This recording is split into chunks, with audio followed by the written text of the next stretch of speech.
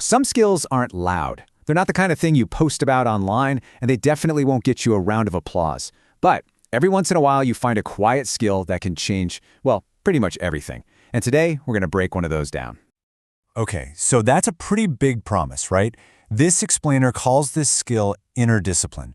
But, and this is super important, it is probably not what you're picturing. So I want you to forget everything you think you know about harsh rules or being perfect. This is about something way softer and, believe me, way more powerful. So before we can really get into what this is, we kind of have to do some spring cleaning. We have to unlearn all the baggage, all those old negative ideas that most of us carry around about what it means to be disciplined. For a lot of us, we learn to see effort as this brutal cycle. You're either going 100 miles an hour, totally all in, and just burning yourself out, or you're doing nothing, just avoiding the thing completely. But that all or nothing mindset, it's a total recipe for failure, because it leaves absolutely no room for just being a human. Okay, now this is where we really start to flip the script. On the one hand, you've got the myth we're all taught, that discipline is basically a stick you use to beat yourself into submission. But the truth, it's something else entirely. It's not about punishment, it's about self-respect. It's not about being perfect, it's about taking messy, imperfect action. It's found in that quiet middle ground, not way out in the extremes. So let's really dig into this idea. If discipline isn't about forcing yourself to do things, then what is it? Well, it's actually just a way of building trust with the single most important person in your life, which is you. It's about proving to your own mind that you're someone who can be counted on. Think about it like this. Every single time you follow through on something you said you would do, and I mean, no matter how tiny it is, you're basically casting a vote for a future version of yourself. You're building up this mountain of evidence that says, hey, I'm capable, I'm trustworthy. And of course, the opposite is true too. When you keep breaking those little promises to yourself, you start to chip away at your own self-trust. And it's not because you're a bad person or you're lazy, it's just that our brains are basically scorekeeping machines.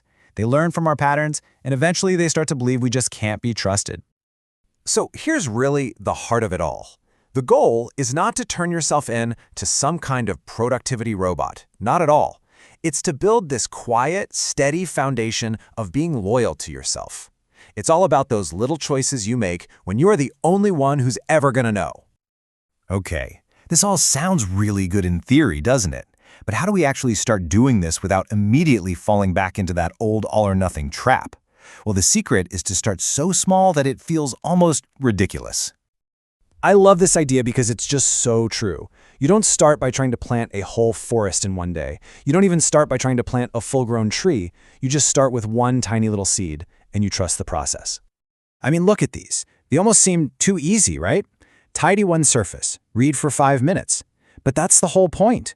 The action itself doesn't matter as much as the act of following through. In the beginning, you're not going for intensity, you're just going for consistency. You're just trying to build up a little winning streak with yourself.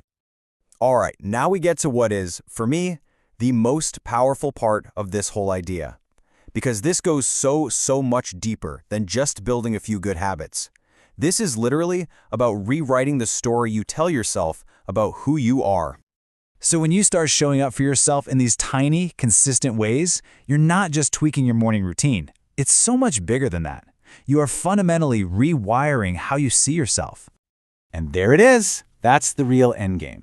Your actions are the proof. And eventually, your brain has no choice but to look at all that evidence and update its beliefs about the kind of person you are. You literally become someone new because you've proven it to yourself, one tiny action at a time. So that little voice in your head that used to say, "Ugh, I always give up," it starts to change. The story shifts. You actually start to believe, you know what? I am someone who follows through. Or, I can trust myself. I don't just abandon my goals. That new identity, that's the real prize. And that brings us to the ultimate purpose of all this, kind of the final piece of the puzzle. If the goal isn't to be a perfect, disciplined machine, then what are we even aiming for? So I want you to just let go of this whole idea of performance, forget about having a perfect track record or never missing a day. That is the old, harsh, broken model that we are leaving behind. This is about something much deeper, much more meaningful. The real goal here is just alignment. It's about making sure that your tiny actions today are pointed in the same direction as the life you actually want to live.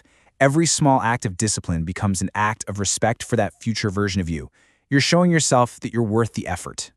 At the end of the day, this is a gentle, patient process. It is not a battle you have to win, it's more like a garden you have to tend to. You plant that tiny seed with one small promise. You water it with steady consistency, and you just trust that over time it's going to grow into something really strong and beautiful. So I'll leave you with this one simple question, but it's where this whole journey begins. Forget about next week or even tomorrow. Just think about today, right now. What is one impossibly small promise you can make and keep for yourself?